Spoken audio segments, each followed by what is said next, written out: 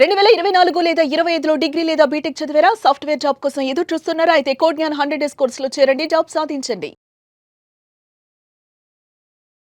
అందరికీ నమస్కారం. నేను Swaroopa Potlapalli. Welcome to Suman TV. అమ్మాయిలు జాగ్రత్త, పెళ్లి పేరుతో జరుగుతున్న మోసాలని గ్రహించండి అంటూ Hyderabad police commissioner VC Sajjanar అమ్మాయిలకి సూచించడం అనేది జరిగింది. ముఖ్యంగా ప్రేమ పేరుతో అలాగే పెద్దలు కుదిర్చిన సంబంధాల విషయంలో కూడా అమ్మాయిలు అనేక రకాలుగా మోసపోతున్నారని, షీ టీమ్స్ కి అనేక రకాలైన కంప్లైంట్స్ కూడా వస్తున్నాయని ఆయన అన్నారు. ప్రస్తుతం నాతో పాటు ఉన్నారు సీనియర్ అడ్వకేట్ పూజారి నాగేశ్వరరావు గారు. వారితో మాట్లాడదాం. నమస్తే అండి. నమస్తే అండి. మీరు కూడా చూస్తున్నారు, ఈ మధ్య కాలంలో అమ్మాయిలు రకరకాలుగా మోసపోతున్నారు. అది arranged marriage or love marriage. మన సజ్జనార్ గారే దీనికి సంబంధించి స్పందించారంటే ఇప్పుడు పరిస్థితి ఎలా ఉంది అంటారు? ఫస్ట్ దీన్ని మీరు 100% కరెక్షన్ చేసుకోవాల్సిన అవసరం ఉంది. ఓకే, ఎందుకు అంటే ఇప్పుడు మీరు సజ్జనార్ సార్ కానీ మీరు కానీ అన్నట్టు ఈ ప్రేమకు సంబంధించిన విషయాలు కానీ లేదా మ్యారేజ్కి సంబంధించిన విషయాలు కానీ అమ్మాయిలు ఒక్కలే నష్టపడుతున్నారు.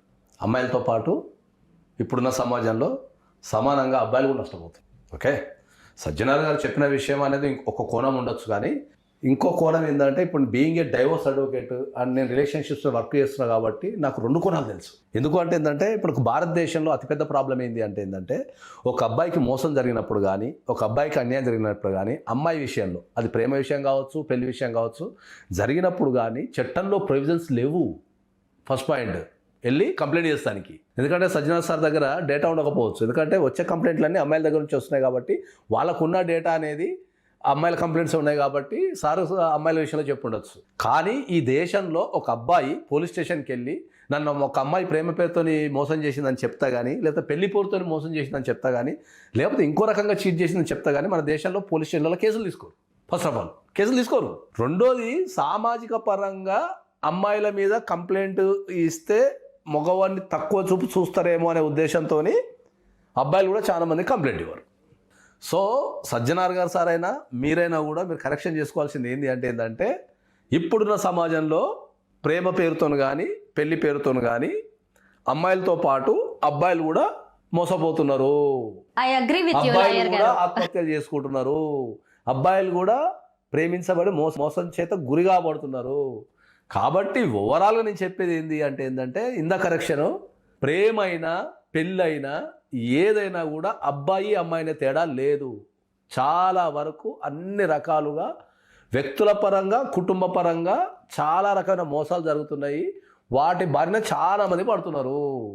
కాబట్టి ఇక్కడ జెండర్ ఈక్వాలిటీ అనేది లేదు. కాబట్టి ఇప్పుడున్న సమాజంలో రెండు రకాలుగా లాస్ అవుతున్నారు. కాబట్టి అమ్మాయిలు ఒక్కలే కాదు, అబ్బాయిలు కూడా జాగ్రత్తగా ఉండాలని చెప్తున్నా. నేను కూడా చూశాను, అలా మోసపోయిన అబ్బాయిల్ని చూశాను. పెళ్లిళ్ళలో మోసపోయిన వాళ్ళు ఉన్నారు, ప్రేమలో మోసపోయిన అబ్బాయిలు ఉన్నారు. చాలా మంది బయటకు వచ్చి కంప్లైంట్ చేయడానికి కానీ ఈవెన్ ఇంట్లో ఫ్యామిలీతో షేర్ చేసుకోవడానికి కూడా ఇష్టపడరు.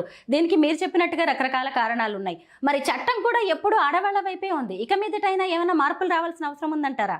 చట్టం అనేది ఎప్పుడు కూడా ఆడవాళ్ళ వైపే లేదు. చట్టంలో ఆడవాళ్ళకు సంబంధించి వాళ్ళ సంక్షేమం కోసము వాళ్ళ అభివృద్ధి కోసము కొన్ని ప్రొవిజన్స్ అనేవి ఎక్కువ చేర్చారు తప్ప ఇది ప్రతి ఒక్కరి భారతదేశంలో ఏం మాట్లాడుతున్నారు, చట్టాలన్నీ ఆడవాళ్ళకు అనుకూలంగా ఉన్నాయని చెప్తున్నారు. ఇప్పటికీ కొన్ని లక్షల సార్లు చెప్పిన ఏంటంటే చట్టాలన్నీ కనుక ఆడవాళ్ళకే అనుకూలంగా ఉంటే చట్టాలను ఉపయోగించుకొని బాగుపడ్డ ఒక అమ్మాయిని చూపించమని నేను చూస్తాను. నేను ఛాలెంజ్ చేస్తాను. సో ఎప్పుడు కూడా చట్టాలన్నిటి అమ్మాయిలకు అబ్బాయిలకు అనుకూలంగా లేవు. సామాజిక పరిస్థితులను బట్టి దేశంలో ఉన్న వ్యవస్థను బట్టి అమ్మాయిలకు కొన్ని ప్రొవిజన్స్ ఎక్కువ ఇచ్చారు. వాళ్ళ సేఫ్టీ కోసము, సెక్యూరిటీ కోసము, డెవలప్మెంట్ కోసము. సమాజంలో వాళ్ళు రకరకాల వివక్షకు గురవుతున్నారు కాబట్టి వాళ్ళని డెవలప్మెంట్ చేయడానికి వాళ్ళ సేఫ్టీ కోసము చట్టాలలో వాళ్ళకు కొన్ని ప్రొవిజన్స్ ఎక్కువ ఇచ్చారు తప్ప చట్టాలు ఎవ్వరికి అనుకూలంగా ఉండవు. ఇది ప్రతి ఒక్కరు భారతదేశంలో నేర్చుకోవాలా. చట్టం అనేది ప్రతి ఒక్కరికి వాళ్ళ సిచ్యువేషన్ బట్టి అప్లై అవుతుంది తప్ప చట్టాలు ఎవరికి ఒకరి తీరుగా లేవు. ఇంకోటి ఏంటంటే భారతదేశంలో అమ్మాయిలతో పాటు అబ్బాయిలు కూడా కంప్లైంట్ ఇవ్వచ్చు. ఒకవేళ కనుక ఏదైనా అమ్మాయి నిన్ను మోసం చేస్తే, ఓకే, ఏదైనా అమ్మాయి నిన్ను ప్రేమ పేరుతోనో పెళ్లి పేరుతోనో ఇంకేదైనా రకంగా లోబర్చుకోనో లేకపోతే శారీరక పరంగానో ఏ రకంగా మోసం చేసినా కూడా కొత్త బిఎన్ఎస్ సెక్షన్స్ ఉన్నాయి. ఆ సెక్షన్స్ ప్రకారం మీరు 100% అమ్మాయి మీద మీరు యాక్షన్ తీసుకోవచ్చు. మగవాళ్ళ హక్కుల రక్షణకు కూడా చట్టాలు ఉన్నప్పుడు మరెందుకు పురుషులు ఎక్కువగా ముందుకు వచ్చేసి కంప్లైంట్స్ చేయరు, న్యాయస్థానాల వరకు వెళ్ళరు?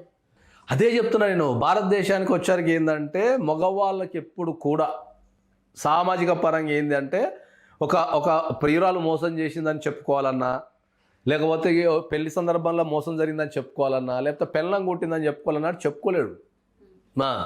ఎందుకంటే ఒకవేళ ఎవడన్నా నోరు తెరిచినట్టు పెళ్ళం కొట్టిందని చెప్పుకుంటే ఫస్ట్ సమాజమే అని కూడా చంపేస్తుంది, తర్వాత పెళ్ళం తర్వాత విషయం. అంటే నువ్వు పెళ్ళాన్ని కూడా అదుపు చేయలేవారా అనే సమాజాన్ని ఉన్నాం మనం. కానీ మరి పెళ్ళం విని హరాస్మెంట్ చేస్తుంది, పెళ్ళం విని కొడుతుందంట, మరి అరే వాడిని కూడా ఒక సమస్య ఉందని ఆలోచించడం లేక వాడిని అరే నీ పెళ్ళం కొడుతుంటే ఏం బిక్తున్నారా అనేటోడే ఉన్నాడు భారతదేశంలో. భారతదేశంలో సామాజిక ఆర్థిక కల్చరల్ చేంజెస్ వచ్చినాయి కాబట్టి వాటికి తగ్గట్టు ఇప్పుడున్న జనాలు చేంజ్ కావాలా. అది చేంజ్ కాకుండా ఏంటి అంటే ఇవన్నీ మాట్లాడుతారు. లాయర్ గారు, ఇప్పుడు ఒక వ్యక్తి నా భార్యతో ఇబ్బందులు ఉన్నాయి, నాకు ఆమె హెరాస్ చేస్తుందని ఒక పోలీస్ స్టేషన్కి వెళ్ళినప్పుడు కూడా పెద్దగా స్పందన అనేది కనిపించదు. వెళ్ళగానే ఎలాంటి సెక్షన్ల కింద కేసు నమోదు చేసే అవకాశం ఉంటుంది మగవాళ్ళ వైపు నుంచి? ఒక అమ్మాయి కానీ ఒక అమ్మాయి మోసం చేసినా, ఒక అమ్మాయి మోసం చేసినా, ప్రేమ పేరుతో మోసం చేసినా, పెళ్లి పేరుతో మోసం చేసినా, లేకపోతే పెళ్ళి అయిన తర్వాత హరాస్మెంట్ చేసినా కూడా మనం పోలీస్ స్టేషన్కి వెళ్ళి వాళ్ళ మీద కంప్లైంట్ ఇచ్చే అధికారం ప్రతి మగవాళ్ళకు ఉంది. అది 100% ఉంది. ఓకే, సో బిఎన్ఎస్లో కొత్తగా వచ్చిన బిఎన్ఎస్లో రకరకాల సెక్షన్స్ అంటే పెట్టడం జరిగింది. నేను వాటిని మళ్ళీ ఎప్పుడైనా చెప్తాను నేను మీకు.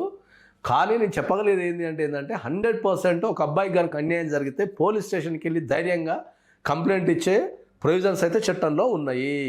సో నేను ఏమంటా అంటే ఏంటంటే మనము ఫస్ట్ ఏంది, ఒక అబ్బాయికి అన్యాయం జరిగినప్పుడు ఒక అమ్మాయి ద్వారా ఏమంటుందండి అంటే పోనీలే ఆడపిల్ల కదా అని చెప్పి వదిలిపెట్టదని చెప్తాను నేను.